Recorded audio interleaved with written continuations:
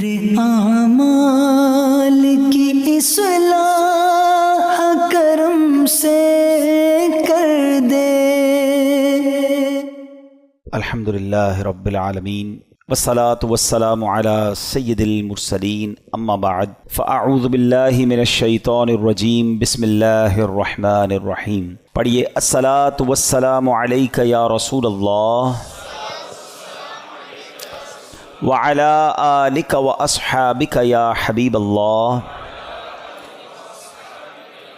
الصلاة والسلام علیک یا نبی اللہ وعلی آلک واصحابک یا نور اللہ۔ درود پاک پڑھنے کے بے شمار فضائل و برکات ہیں۔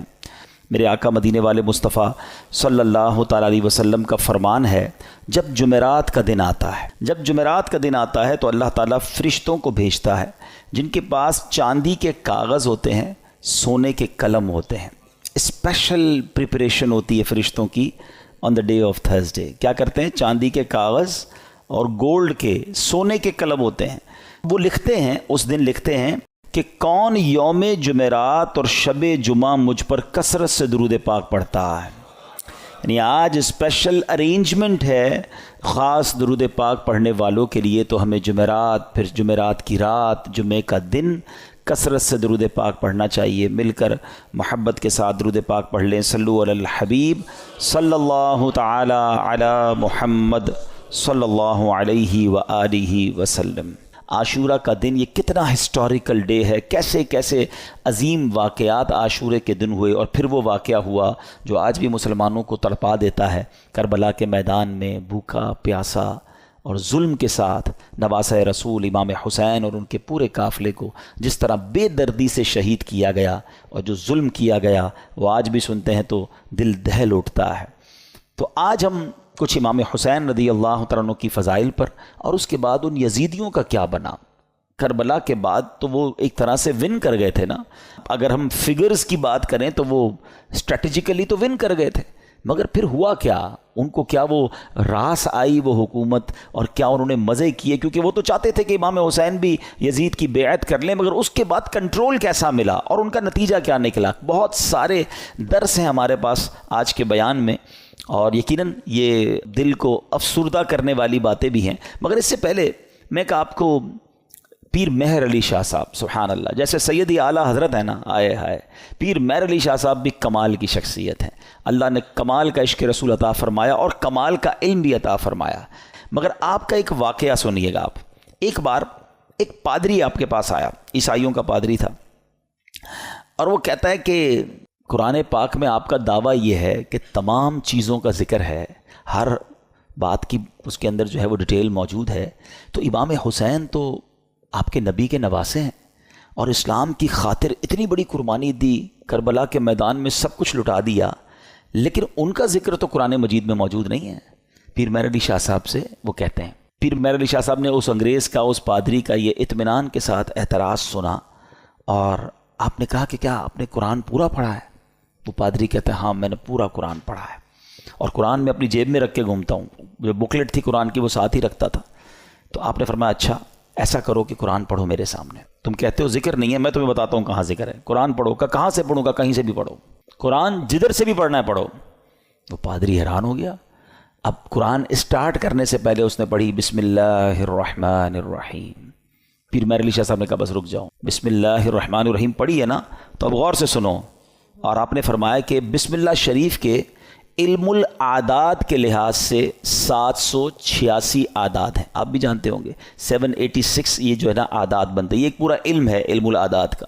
تو آپ نے فرمایا کہ نوٹ کرو بسم اللہ الرحمن الرحیم میں 786 عدد ہیں، اور امام حسین جو لفظ امام حسین ہے اس کے عدد ہیں 210، لکھو اپنے پاس۔ امام حسین کا سن پیدائش ہے 4 ہجری، لکھو آگے 4۔ آپ کا سن شہادت 61 ہجری ہے، لکھو آگے 61۔ لفظ کرب و بلا کے جو عدد بنتے ہیں وہ بنتے ہیں 261، لکھو 261۔ امام حسن کے عدد بنتے ہیں 200.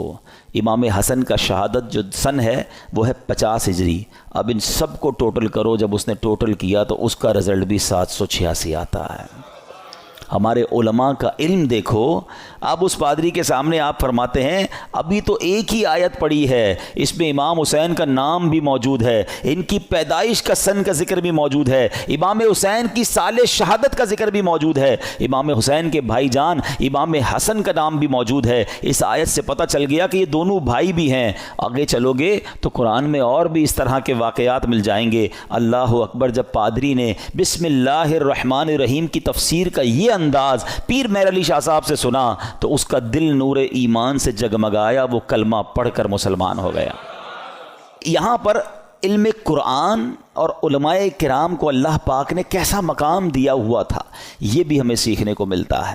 اور سبحان اللہ، پھر نگاہ ولی میں وہ تاثیر دیکھی، بدلتی ہزاروں کی تقدیر دیکھی. اچھا پھر آگے یہاں پر یہ بھی یاد رہے یہ تو ایک علم العادات کے ذریعے جواب تھا، ورنہ بسم اللہ شریف کے اندر کیا کچھ موجود ہے.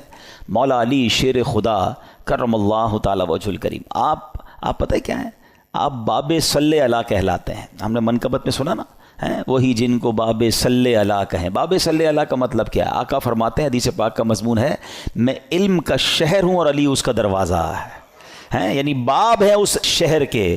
تو آپ فرماتے ہیں کہ اگر میں چاہوں تو بسم اللہ کی تفسیر سے 70 اونٹ بھر دوں.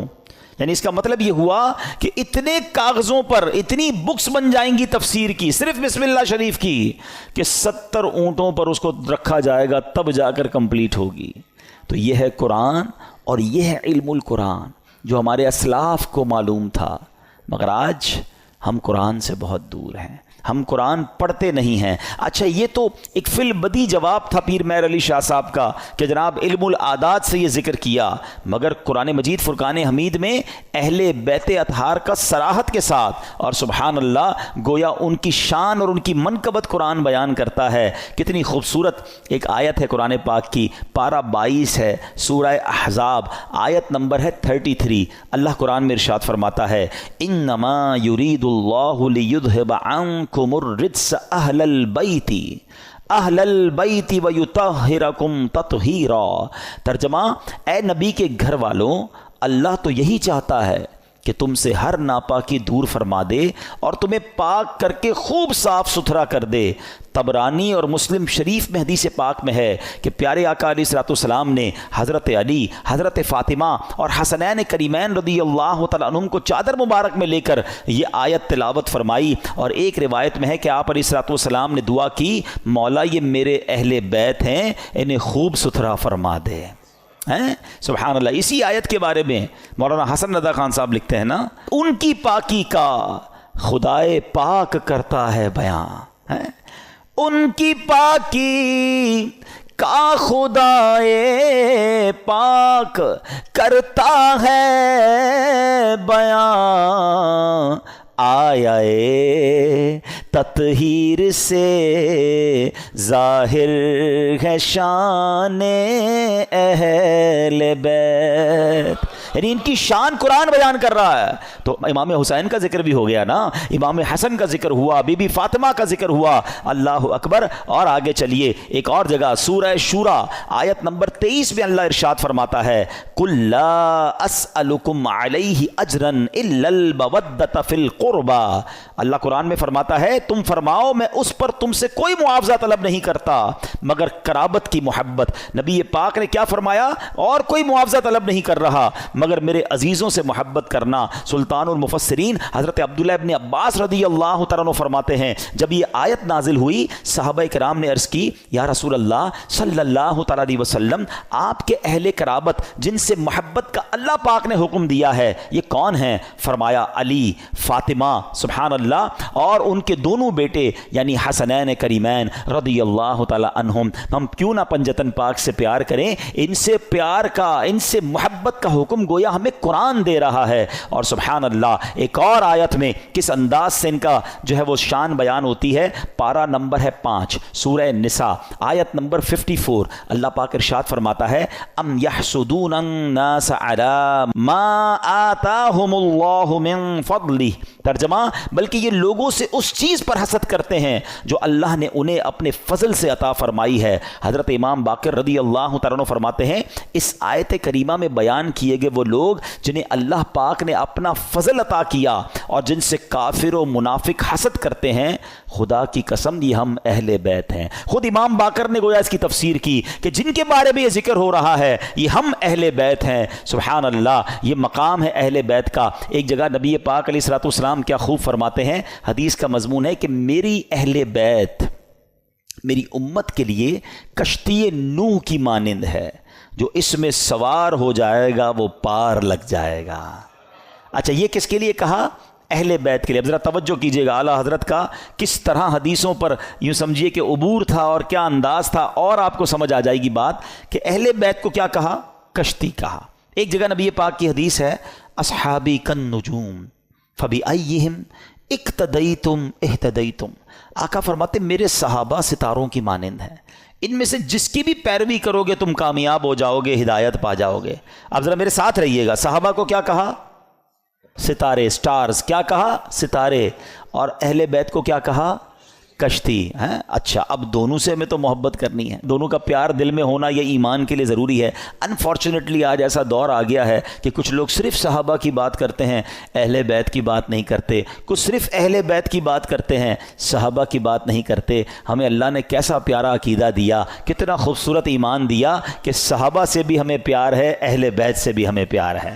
اچھا پھر سیدی اعلیٰ حضرت نے ان دونوں حدیثوں کو کس طرح ایک شعر میں پرو دیا، جو میں پہلے بیان میں سٹارٹ میں کہہ رہا تھا نا کہ اعلیٰ حضرت کو پڑھو تو سمجھ آئے گا وہ کیا ہستی ہیں، کیا مقام ہے، علم کیسا تھا. سیدی اعلیٰ حضرت کہتے ہیں اہل سنت، ہم اہل سنت والے ہیں نا، سب سے پیار ہے نا، صحابہ سے بھی اہل بیت سے بھی. سنو اہل سنت کا ہے بیڑا پار، اصحاب حضور نجم ہیں اور ناؤ ہے عطرت رسول اللہ کی. کہتے ہیں اہل سنت والوں کا تو بیڑا پار ہی لگنا ہے. اب جو تھوڑا سا اسٹڈی کرتے ہیں کہ یہ جو سمندر پار کرنے کے لیے دو چیزیں بڑی ضروری ہیں، اچھی کشتی اور ستارے ہیں. اب تو کمپاس وغیرہ آ گئے، ورنہ پہلے ستاروں سے ہی راستہ تلاش کیا جاتا تھا. تو فرمایا ہمارا تو بیڑا پار ہونا ہے، کشتی جو ہے ہماری جو اہل بیت ہے اور ستارے جو ہیں وہ ہمارے صحابہ ہیں. دونوں کا پیار دل میں ہے، دونوں کو فالو ہم کر رہے ہیں، انشاءاللہ بیڑا پار لگ جانا ہے. تو یہ ہے اہل بیت. اچھا اب اہل بیت کو ذرا وسیع طریقے سے ایک براڈ مینٹالٹی کے ساتھ سمجھیے کہ اس میں کون کون شامل ہیں. خاص اہل بیت کا ذکر تو آپ نے سن لیا کہ نبی پاک نے اپنی چادر میں بی بی فاطمہ اور حسنین کریمین کو لیا، ایک جگہ مولا علی کے بارے میں فرمایا گیا. لیکن یعنی اہل بیت میں شامل کس کس کو کیا گیا؟ علماء فرماتے ہیں، اور بھی قرآن پاک کی چونکہ آیات ہیں، تو اہل کا معنی ہے والا اور بیت کا معنی ہے گھر. یعنی اہل بیت کا مطلب ہوا گھر والا. تو اہل بیت کے جو نبی پاک کے گھر والے وہ کون ہیں؟ تو سب سے پہلے پیارے آقا کی ازواج مطہرات، ٹھیک ہے، جنہیں قرآن کریم نے کیا کہا؟ امہات المومنین، مومنین کی ماں کہا. تو یہ پیارے آقا کے اہل بیت میں ہیں. پھر پیارے آقا علیہ السلام کی تمام اولاد پاک، آپ کے تمام شہزادے، چاروں شہزادیاں اور ان شہزادیوں کی اولاد، ان سب کو اہل بیت کہا جاتا ہے. سبحان اللہ. اور پھر بی بی عائشہ صدیقہ رضی اللہ تعالیٰ عنہ کا مرتبہ یہ ہے. اہل بیت میں تو ساری ازواج مطہرات ہیں، کیونکہ مولانا حسن رضا خان صاحب کی منقبت چل رہی تھی. تو آپ جب نبی پاک علیہ السلام کے ساتھ کمرے میں ہوتی اور جبریل امین جب وحی لے کر آتے نا، تو حجرہ عائشہ میں داخل ہونے سے پہلے اجازت لیا کرتے ہیں کہ حضور کیا میں اندر آ سکتا ہوں؟ Look at the status of that particular house. حجرہ عائشہ. اچھا حجرہ عائشہ کون سا ہے پتہ ہے آپ کو؟ آج جو ہم سنہری جالیوں پہ حاضری دیتے ہیں نا، جو نبی پاک آج جہاں جلوہ فرما ہے، یہ وہی گھر تھا، یہ وہی کمرہ تھا، یہ وہی حجرہ عائشہ تھا جو آج روضہ رسول بنا ہوا ہے. مولانا حسن کیا لکھتے ہیں؟ ان کے گھر میں بے اجازت جبرائیل آتے نہیں، ان کے گھر میں بے اجازت جبرائیل آتے نہیں، قدر والے جانتے ہیں قدر و شان اہل بیت۔ تو بہرحال اہل بیت کی کیا بات ہے، سبحان اللہ، یہ گھرانہ میرے حضور کا ہے، اور پھر اسی گھرانے کے چشم و چراغ امام حسین رضی اللہ تعالیٰ عنہ نے جو قربانی کی داستان رقم کی، سبحان اللہ، نانا کے دین کے پرچم کو اپنا سر کٹا کر بلند کر دیا۔ امام حسین ایسی باکرامت شخصیت ہیں کہ آپ کی جو ولادت ہے نا، آپ کی جو برتھ ہے، وہ برتھ بھی کرامت ہے۔ آپ 6 مہینے میں آپ کا جو حمل تھا، ماں کے پیٹ میں آپ رہے، وہ 6 مہینے رہے، اور یاد رہے کہ پوری دنیا میں سیدنا یحییٰ علیہ السلام اور امام عالی مقام امام حسین کے علاوہ کوئی ایسا بچہ زندہ نہیں رہا جس کی مدت حمل 6 ماہ ہوئی ہو۔ یعنی آپ فرام دا ڈے 1 آپ کی ولادت ہی کرامت ہے۔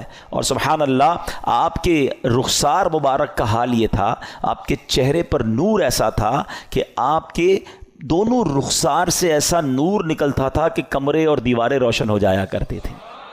اور کیوں نہ ہو، کس کے نواسے ہیں، کن کے پھول ہیں، آقا کی نگاہوں کے تارے ہیں۔ اور پھر تو جبھی تو کہتے ہیں، مل کر پڑھ لیں، تیری نسل پاک میں ہے بچہ بچہ نور کا، تیری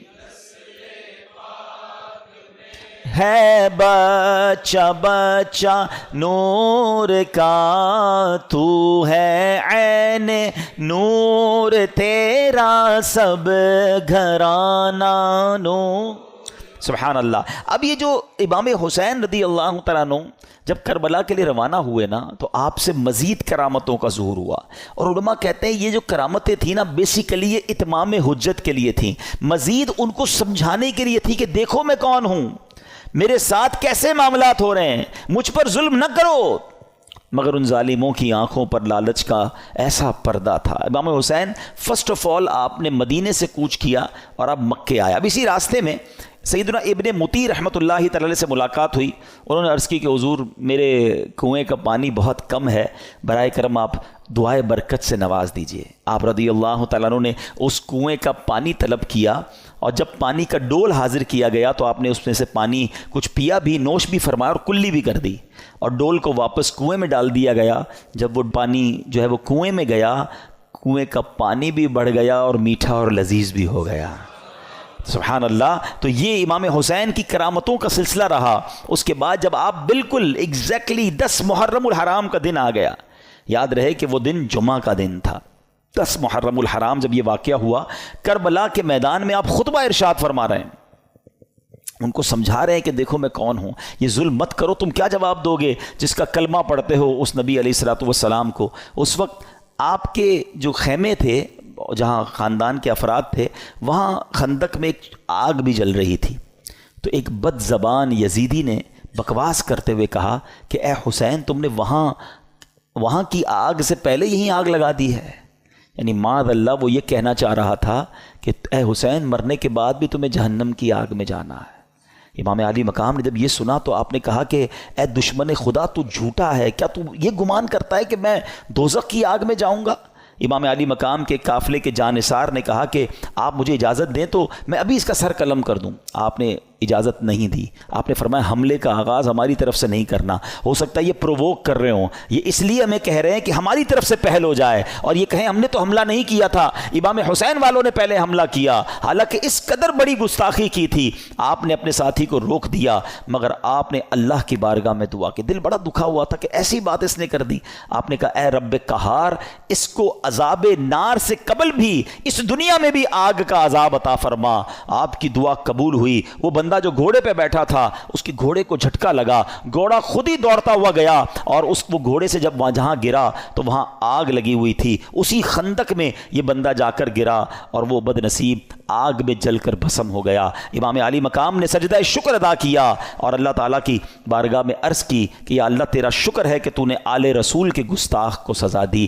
اب یہاں بھی ان کے سامنے یہ واقعہ ہو رہا ہے، سارے لوگ دشمن سامنے کھڑے ہیں، اور یہ آپ کی دعا قبول ہو رہی ہے، آپ کے گستاخ کو سزا مل رہی ہے، مگر وہ سمجھنے کے لیے تیار نہیں ہے، وہ انڈرسٹینڈ کرنے کے لیے تیار نہیں ہے۔ آپ یقین کریں، جو کربلا کے میدان میں امام حسین نے خطبہ دیا ہے نا ان یزیدیوں کے سامنے، لاسٹ خطبہ، حالانکہ اپنے سارے شہید ہو چکے تھے، مگر پھر بھی، حالانکہ اس وقت تو عام آدمی تو یہ سوچے کہ اب انہوں نے سب میرے بندے مار دیے، اب میں نے ان کو نہیں چھوڑنا، اب آخری وقت بھی سلو کی بات کرتے رہے، انہیں سمجھانے کی بات کرتے رہے، انہیں یہ بتاتے رہے کہ میں کون ہوں، یاد کرو میرے آقا مجھے کیا کہا کرتے تھے، تم قیامت کے دن اس ظلم کا جواب کیسے دو گے۔ یعنی یہ بھی امت رسول سے پیار ہے کہ یہ اس عذاب میں نہ گرفتار ہو جائیں۔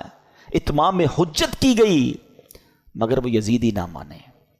اب ایک بات ذہن میں آتی ہے، اب یہ بڑا اہم کوسچن ہے کہ یزیدی جو بھی تھے تو کلمہ پڑھنے والے، اللہ کو مانتے تھے، اللہ کے نبی کو مانتے تھے، معلوم بھی تھا یہ اللہ کے نبی کے نواسے ہیں، وہ ریزن کیا تھا جو اتنے بڑے ظلم پر یہ ریڈی ہو گئے؟ یہ ریزن پکڑنا بہت ضروری ہے، اور یہ ہم سب کو آج سیکھ کر جانا ہے۔ یعنی کوئی بھی محفوظ نہیں ہے۔ میں آپ کو تھوڑا سا آج کل کے زمانے کا ایک دو انسیڈنٹ بتا دیتا ہوں تاکہ آپ کو اندازہ ہو جائے۔ ہم لوگ سمجھ رہے ہوتے ہیں یار یہ یزیدیوں نے اتنا بڑا کام کر دیا، ہم تو کبھی بھی کوئی ایسی غلط حرکت نہیں کر سکتے۔ کوئی اپنے آپ کو محفوظ نہ سمجھے۔ ہاں، بیسک جو ان کے ریزن تھا نا وہ تھا لالچ، اور وہ لالچ تھی پیسے کی، اقتدار کی۔ جب یہ لالچ طاری ہوتی ہے نا انسان پہ، پہلے تھوڑا سا سمجھیے گا، آپ کو لگتا ہے یار مجھ پہ کچھ بھی ہو جائے میں ایسا ظلم تھوڑی کر سکتا ہوں، کتنا بھی پیسہ مجھے کوئی دے دے میں جان دے دوں گا، کبھی کسی کو قتل نہیں کروں گا، نواسہ رسول تو بہت دور کی بات ہے۔ یہ بولنا اور ہے، لیکن ایک وقت آتا ہے جب انسان کے دل پر شیطان کا قبضہ ہو جاتا ہے۔ آپ پڑھتے ہیں خبریں، 5 سال کے بچے اور 4 سال کی بچی کے ساتھ جو واقعات ہو رہے ہیں، کیا کوئی خوشی سے کرتا ہے یہ کام؟ ذرا سوچئے، جب وہ یہ کام کر جاتا ہوگا اس کے بعد خود اس کو کتنی ندامت ہوتی ہوگی، یہ میں نے کیا کر دیا۔ پھر اسی وجہ سے بچنے کے لیے اس بچی کو قتل بھی کر دیا جاتا ہے۔ یعنی یہ واقعات ہم سنتے ہیں تو ہماری عقل حیران ہو جاتی ہے کہ یہ انسان تھا یا درندہ تھا۔ میں آپ سے یزیدیوں کی تو بات نہیں کر رہا، آپ کے وطن میں رہنے والوں کی بات کر رہا ہوں۔ اس کا مطلب کیا ہوا؟ ایٹ دیٹ ٹائم جب وہ یہ عمل کر رہا تھا اس کا دل شیطان کی مٹھی میں تھا، اس کو ہوس نے اندھا کر دیا تھا۔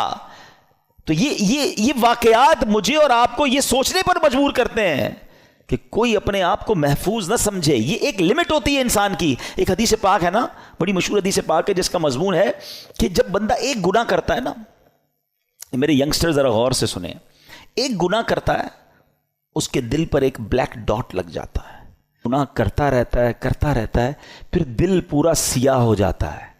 اب اس پر ہدایت کی کوئی بات اثر نہیں کرتی۔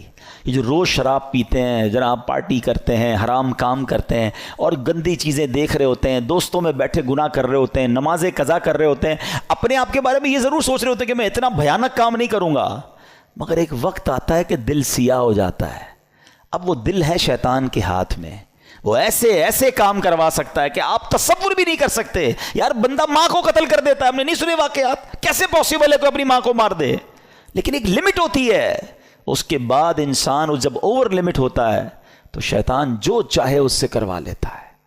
تو اللہ سے توبہ کرتے رہا کرو، اور اس کا بیسٹ طریقہ یہ ہے کہ گندے اور برے ماحول سے اپنے آپ کو بچائیں۔ جو ایسے لوگوں میں اٹھتے بیٹھتے ہیں نا جو ہر وقت حرام چیزوں کی باتیں کر رہے ہوتے ہیں، یار پیسہ ہونا چاہیے تبھی زندگی میں مزہ ہوگا، جدھر سے بھی آتا ہے آنے دو، بس پیسہ بڑھنا چاہیے، ابھی تو ہم نے وہ رکھنا ہے، ابھی تو ہم نے وہ لینا ہے۔ میں ایک جگہ بیٹھا تھا، یہ باتیں ہو رہی تھی، میں نے کہا یار کیا کریں گے اتنا پیسہ؟ تو ایک بندہ کہتا ہے میں نے تو خواب دیکھا ہوا ہے 6000 کروڑ کی یاچ لوں گا۔ وہ کیا ہوتا ہے؟ کوئی پانی کے اندر کوئی جہاز ہوتا ہے؟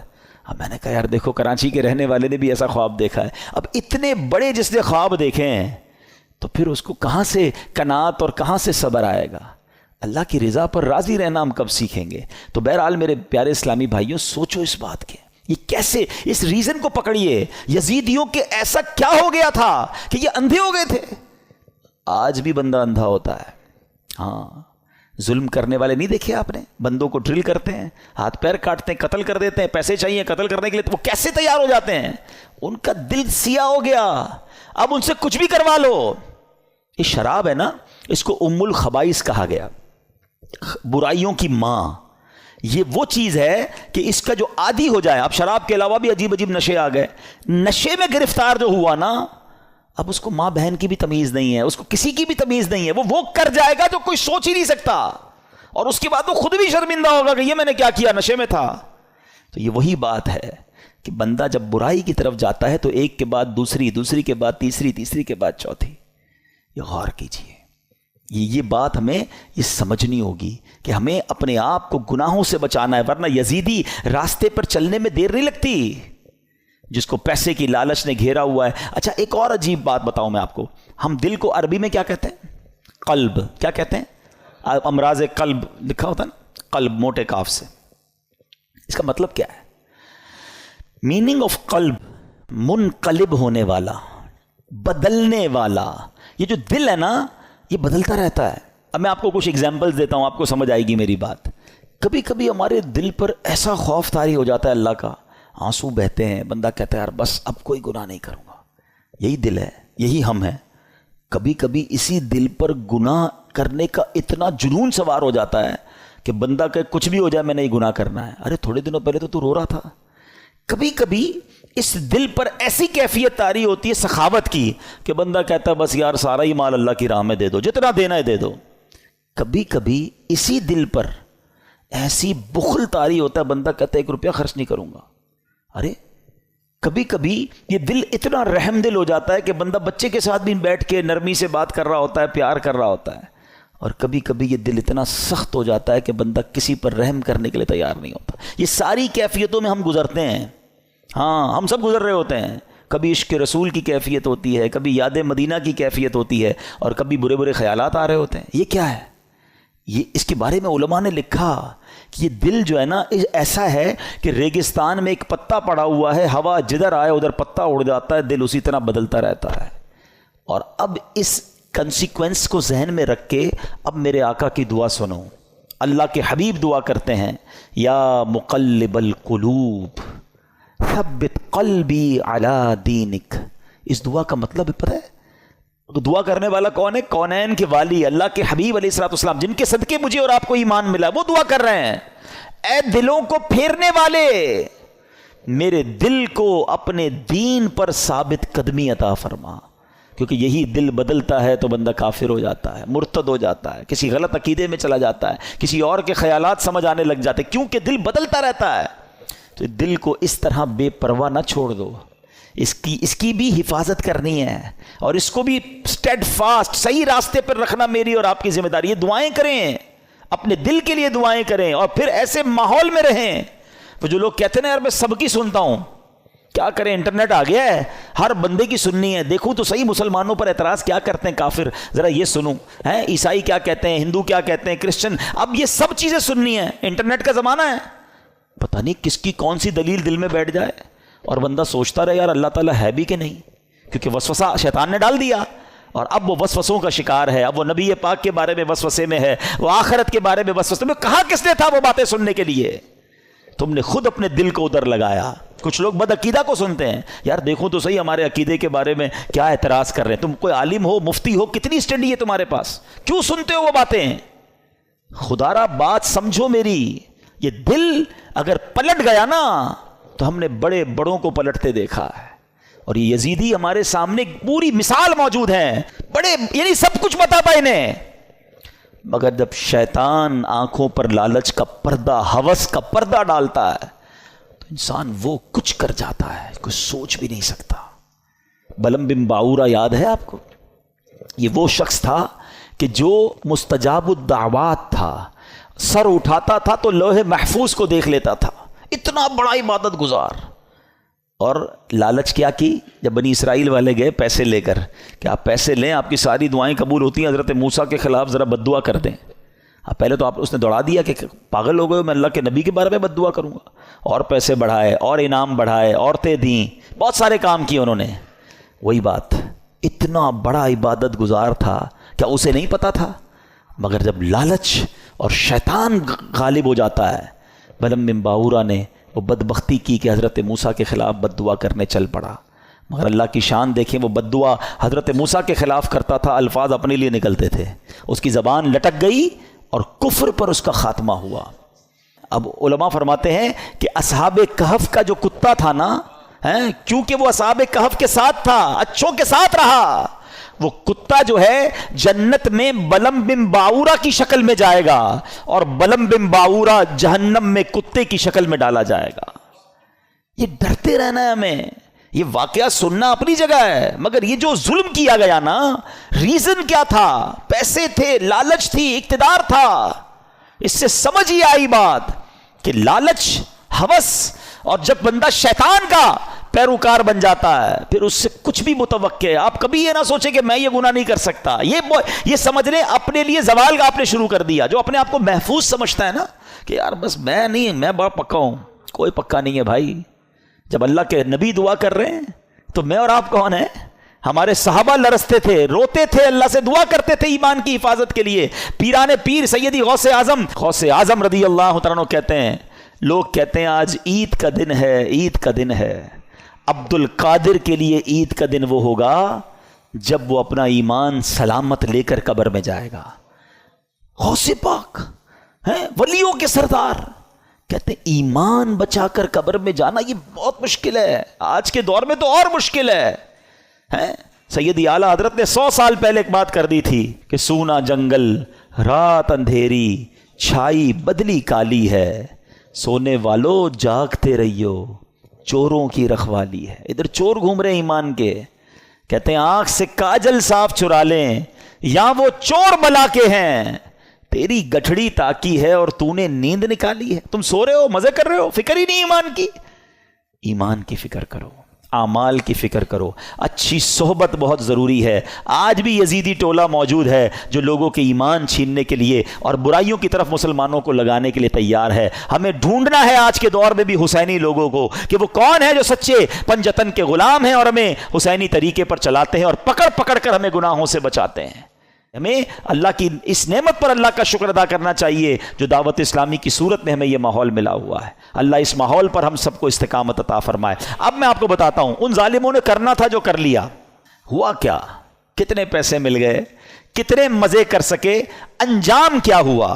یاد رہے کہ جس بدبخت خولی بن یزید نے امام حسین کا سر انور تن سے جدا کیا تھا نا، سر سے کاٹا تھا معاذ اللہ، چند ہی برس کے بعد اس کا کیا انجام ہوا کہ مختار ثقفی، اب اس کے بارے میں آگے جا کے بتاتا ہوں، اس شخص نے قاتلین امام حسین کے لیے ایک آرڈر نافذ کیا اور کہا کہ کربلا کے میدان میں جو بھی یزیدی لشکر میں تھا وہ جہاں پایا جائے اسے مار ڈالا جائے. یہ حکم سن کر کوفہ کے جفا شعار سورما بصرہ بھاگنا شروع ہوئے. مختار کے لشکر نے ان کا تعقب کیا، جدھر جو ملا اس کو کاٹ ڈالا، اس کو مار ڈالا. خولی بن یزید وہ خبیث تھا جس نے امام علی مقام کے سر انور کو تن سے جدا کیا تھا. یہ بھی گرفتار ہوا، مختار کے پاس لایا گیا. مختار نے آرڈر کیا دیا، دونوں ہاتھ دونوں پیر پہلے کاٹے جائیں، پھر سولی پر چڑھایا جائے اور پھر آگ میں جھونک دیا جائے. اس طرح لشکر ابن سعد کے تمام شریروں کو بڑے جس کو کہیں کہ صحیح طریقے سے ہلاک کیا گیا. 6000 کوفی جو امام علی مقام کے قتل میں شریک تھے ان کو طرح طرح کے عذابوں کے ذریعے ہلاک کیا گیا. کیا منقبت کا ایک اشعار ذرا سنیں، دل دہلا دیتے کہ ان کا ہوا کیا حشر. آپ فرماتے ہیں اے تشنگان خون جوانان اہل بیت، دیکھا کہ تم کو ظلم کی کیسی سزا ملی، رسوائے خلق ہو گئے، برباد ہو گئے، مردود و تم کو ذلت ہر دو سرا ملی. دنیا پرستو دین سے منہ موڑ کر تمہیں دنیا ملی، نہ عیش و طرب کی ہوا ملی. تم نے اجاڑا حضرت زہرا کا بوستان، تم نے اجاڑا حضرت زہرا کا بوستان، تم خود اجڑ گئے تمہیں یہ بد دعا ملی. آخر دکھایا رنگ شہیدوں کے خون نے، سر کٹ گئے امانہ تمہیں ایک ذرا ملی. اور ذرا مقطع سنو، کہتے ہیں پائی ہے کیا نعیم انہوں نے ابھی سزا، ابھی سزا تو ملی نہیں ہے. پائی ہے کیا نعیم ابھی انہوں نے سزا، دیکھیں گے وہ جہیم میں جس دن سزا ملی. ابھی تو انہیں آخرت کا عذاب ملنا باقی ہے. اچھا اب خولی بن یزید کا یہ حال ہوا. ایک حدیث پاک سن لیں، ہم لالچ پر بات کر رہے تھے نا، لالچ کتنی بری چیز ہے. اللہ کے حبیب علیہ الصلوۃ والسلام فرماتے ہیں ترمذی کی حدیث، 2 بھوکے بھیڑیے بکریوں میں چھوڑ دیے جائیں وہ اتنا نقصان نہیں پہنچاتے جتنا کہ مال مرتبے کا لالچ انسان کے دین کو نقصان پہنچاتا ہے. بھیڑیے جا کر بکریوں کو تو چیڑ پھاڑ کر دیں گے نا، فرمایا اس سے زیادہ دین کو نقصان انسان کو جب لالچ مال کی یا مرتبے کی ہوتی ہے نا، وہ اس کے دین کا بیڑا غرق کر دیتی ہے. یہ سوچنے کی بات ہے. اچھا اب یزید کا کیا ہوا؟ اچھا یزید نے اتنا بڑا ظلم کیا، اتنا بڑا اسٹیج سجایا، کسی طرح اقتدار مل جائے. اقتدار ملا کتنا؟ یزید جو ہے اقتدار میں 3 برس 6 ماہ رہ سکا، بس 3.5 سال اسے اقتدار ملا، اور پھر 39 سال کی عمر میں مر گیا. 39 ایئرس کی ایج میں. کیا عمر ہوتی ہے یہ؟ لیکن بڑی بری عادتیں تھیں، شراب کا عادی تھا، بدکاری کا عادی تھا. ایک رومی لڑکی سے اس کو عشق ہو گیا. اس لڑکی نے اس کو جنگل میں بلایا، بیابان میں بلایا، اور جب خوب شراب کے نشے میں دھت ہو گیا تو اس کو خنجر کے وار کر کے یہ کہہ کر ہلاک کیا کہ تو بدبخت اپنے نبی کے نواسے سے وفاداری نہ کر سکا، مجھ سے کیا وفاداری کرے گا. اس کو مار کر وہ لڑکی چلی گئی. کئی دنوں تک کسی کو پتہ ہی نہ چلا. چیل کوے اس کی لاش کو نوچتے رہے. اس کے ساتھی ڈھونڈنے نکلے کہ یزید گیا کدھر. بیابان میں اس کی سڑی ہوئی لاش ملی، کھڈا کھود کر اس کو دفنا دیا گیا. یہ انجام ہوا ان ظالموں کا. ایک یزید کے بعد سب سے بڑا جو یوں سمجھیے کہ کوفہ کا جو گورنر تھا نا، وہ بڑا مجرم تھا. اس کا نام تھا ابن زیاد. ابن زیاد کی بھی آپ دیکھیں، اللہ پاک کی کہتے ہیں نا، اللہ اپنی قدرت کے نظارے کیسے دکھاتا ہے. 10 محرم ہی کا دن تھا، 6 برس بعد 10 محرم کے دن ابن زیاد انتہائی ذلت کے ساتھ مارا گیا. اس کا سر کٹوا کر کوفہ میں مختار ثقفی کو بھجوایا گیا. یہ وہی محل تھا جہاں امام حسین کے سر انور کو لایا گیا تھا. ٹھیک 6 سال بعد ابن زیاد کے سر کو لایا گیا. اب اس کا جب سر رکھا گیا تو ایک بڑا سا سانپ آیا اور اس کے سر کے اندر داخل ہو گیا. پورے محل کے لوگ ڈر گئے، کبھی آنکھوں میں جاتا، کبھی ناک میں جاتا. تو میرے پیارے اسلامی بھائیوں، یہ واقعات ان یزیدیوں کا انجام ہمیں بتاتا ہے کہ ظلم جو ہے نا وہ زیادہ دیر نہیں چلتا ہے. اگر دنیا میں آج بھی کوئی ظلم کر رہا ہے، کسی کا مال دبایا ہوا ہے، کسی کا حق دبایا ہوا ہے، کسی کی زمین پہ قبضہ کیا ہوا ہے، کسی کو ویسے ہی ڈرا رہا ہے، وہ یہ نہ سمجھے کہ یہ پائیدار ہے. ظالم کا انجام جو ہے نا وہ بڑا ہی عبرتناک ہوتا ہے. پھر دنیا تماشا دیکھتی ہے، اور مظلوم جو ہے اللہ اسے ترقی دیتا ہے، اللہ اسے عروج دیتا ہے. قرآن مجید فرقان حمید میں اللہ کریم نے ظالموں کے بارے میں کیا فرمایا؟ اللہ فرماتا ہے کذالک اخذ ربک اذا اخذ القری وہی ظالمہ ان اخذہ علیم شدید. اللہ فرماتا ہے اور ایسی پکڑ ہے تیرے رب کی جب بستیوں کو پکڑتا ہے ان کے ظلم پر، بے شک اس کی پکڑ دردناک کر رہی ہے. اللہ جب پکڑتا ہے نا تو پھر اس کی لاٹھی بے آواز ہے. پھر پتہ چلتا ہے ظالموں کو کیسے تتر بتر ہو جاتے ہیں. بڑے بڑے ظلم کرنے والے آئے، ان کا نام لینے والا کوئی نہیں ہے. تو میرے میٹھے اسلامی بھائیوں، ظالم ہونا یہ یزیدی طریقہ ہے، مظلوم ہونا یہ حسینی طریقہ ہے. کبھی ظلم ہو بھی جائے نا تو ظلم کا بدلہ ظلم سے نہیں دیا جاتا. اس نے ہمارے بندے مارے، ہم اس کے بندے مار دیں. آج کل یہی ہو رہا ہے، دشمنیاں چلتی ہیں. ہمارے یہاں نہیں تو کبھی قبائلی علاقوں میں چلے جائیں. ہمارا جب دورہ ہوتا ہے بلوچستان میں اور اندرون سندھ میں تو پتہ چلا وہ خاندانی اور قبائل کی لڑائی چل رہی ہے. انہوں نے ہمارے بندے مارے، اب ہم ان کے ماریں گے. اسی چکر میں زندگیاں گزر گئیں. ختم کریں ان چیزوں کو. ظلم کرنے والا کبھی کامیاب نہیں ہوتا. اللہ مظلوم کے ساتھ ہوتا ہے، مظلوم کی دعا سنی جاتی ہے. تو ہمیں اللہ ہمیشہ ظلم سے محفوظ فرمائے کہ انشاءاللہ ہماری وجہ سے کسی مسلمان کو تکلیف نہیں پہنچے گی. ہم تکلیف سہ لیں گے، صبر کر لیں گے، لیکن کسی کو تکلیف نہیں پہنچائیں گے، کیونکہ امام حسین کے پیچھے پیچھے جنت میں جانا ہے نا انشاءاللہ. اللہ پاک ہمیں کربلا والوں کا فیضان نصیب فرمائے اور ان کی قربانیاں اور ان کی مزارات پر کروڑوں رحمتوں کی بارش نازل فرمائے، اور ان کے صدقے ہمیں بھی دین متین کی خاطر قربانی دینے والا بنائے. قربانی دینے کے عادی بنو. چھٹی ہوگی تو اجتماع میں جائیں گے، چھٹی ہوگی تو ذرا کوئی نیکی کا کام کریں گے، ورنہ تو کاروبار ہی کرنا ہے. ایسا نہیں، وقت کی قربانی دیں. آپ سے جان کی تو ابھی کوئی قربانی نہیں مانگ رہا، ایٹ لیسٹ وقت کی تو قربانی دیں. مدنی قافلے دعوت اسلامی کے سفر کرتے ہیں، قافلوں میں سفر کریں، دین کے لیے وقت دیں، قرآن پڑھنے کے لیے وقت دیں، علم دین سیکھنے کے لیے وقت دیں، کچھ اچھا بڑا کام دین کا کرنے کے لیے وقت دیں. تو انشاءاللہ یہ وقت کا ایک ایک لمحہ بھی آپ کو کام آئے گا. اللہ پاک ہمیں عمل کرنے کی توفیق دے. میرے اعمال کی اصلاح کرم سے کر دے.